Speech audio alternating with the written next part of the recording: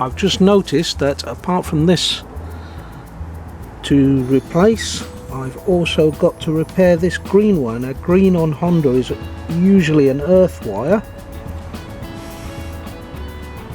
but this is a green and yellow, which is going to be a power supply. I'll need to check my electrical diagrams and check what that is.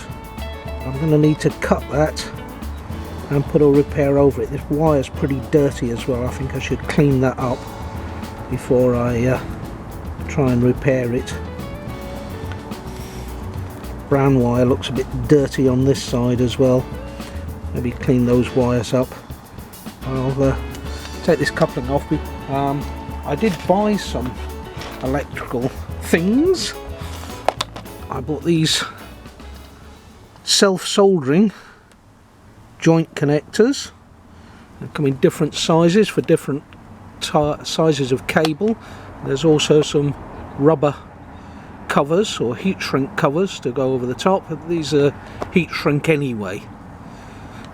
These are just as additional.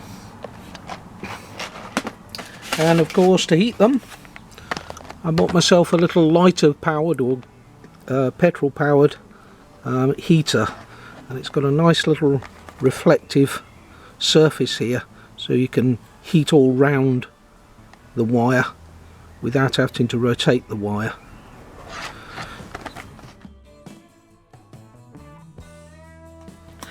Now, these Scotchlocks connectors, I find them very good. Unfortunately, they're not very good for outdoor use.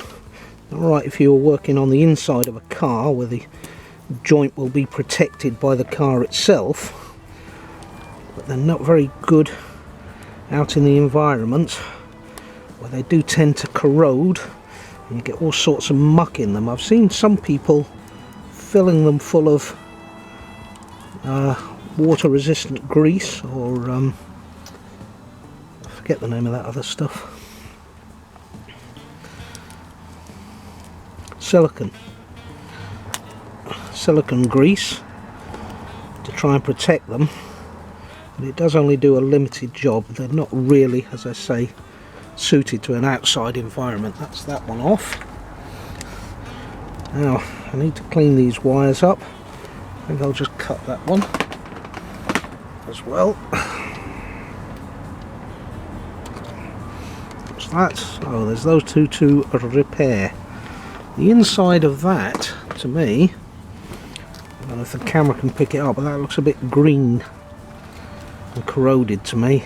I might snip the end of that off. We'll pull that cover off, pull the outer cover off, and see what it looks like underneath. There's always another tool.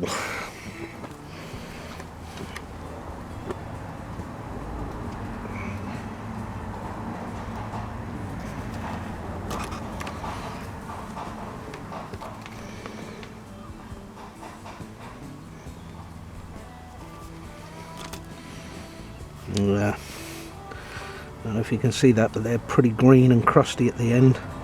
I can clean those up, but I have seen it before where these wires go black, yeah, which they are in the middle there.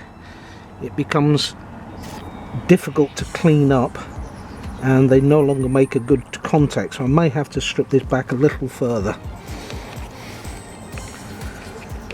Just while I'm doing this, I'll mention the fact that I have never used this type of self-soldering connectors before.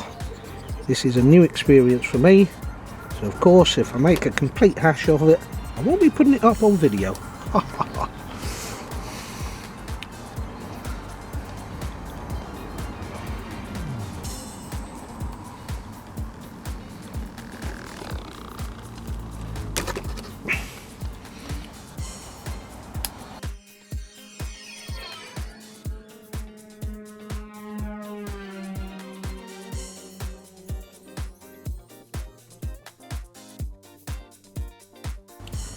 Yep, I'm quite pleased with that actually.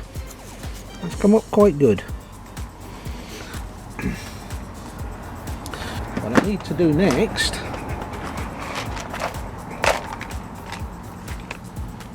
is find an appropriate tube.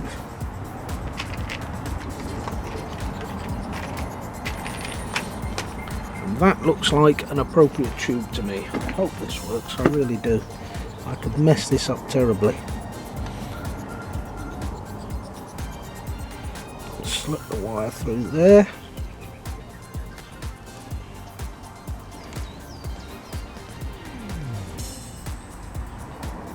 Push these two into each other. Oh, if it will. What I want to try and do is slip these into each other so these wires intertwine, and try and twist them together so that they hold on to each other, which they're not doing. Like I said, I haven't done this before, I'm not very good at this crap. Try and slide that back in there. Of course, there's always one bit of wire that's going to go and try and go in the opposite direction to where you want it to. There we go. Slide that over there.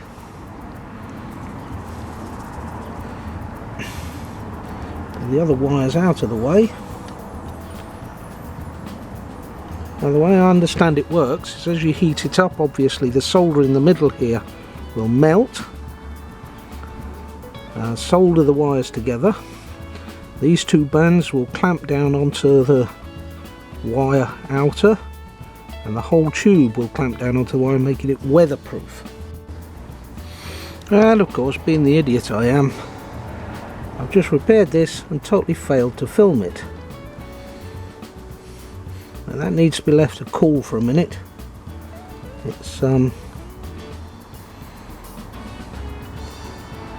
yeah, it appears to have bonded.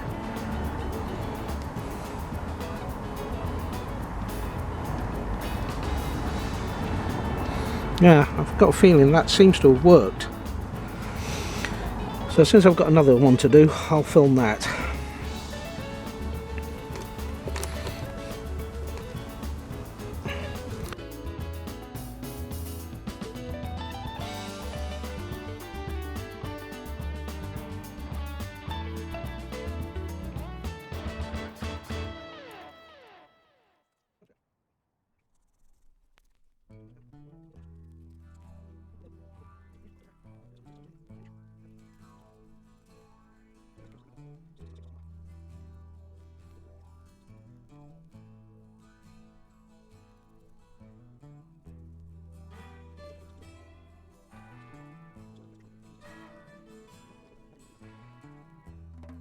One of the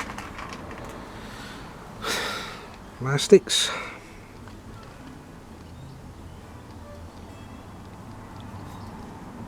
Push it over the cable, get it right the way through.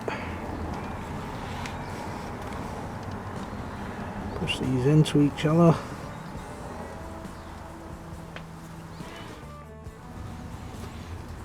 There we go.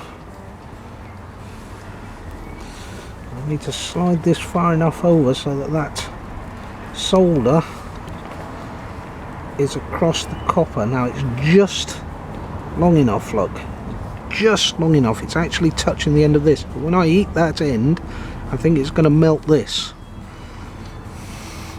Nevertheless, we've got to try it, haven't we?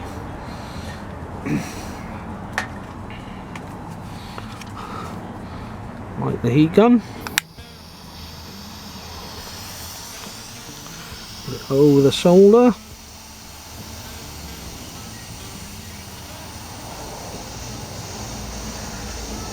Melt the solder. Come on, melt solder. And that solder to melt right into it to hold it together. That seems to be working okay. Good. We'll melt this end, close that end up.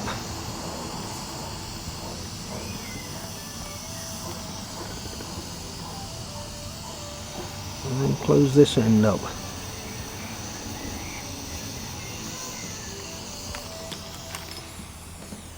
That, even though you let go, it still takes a few moments for that to calm down. That's it with it switched off, look.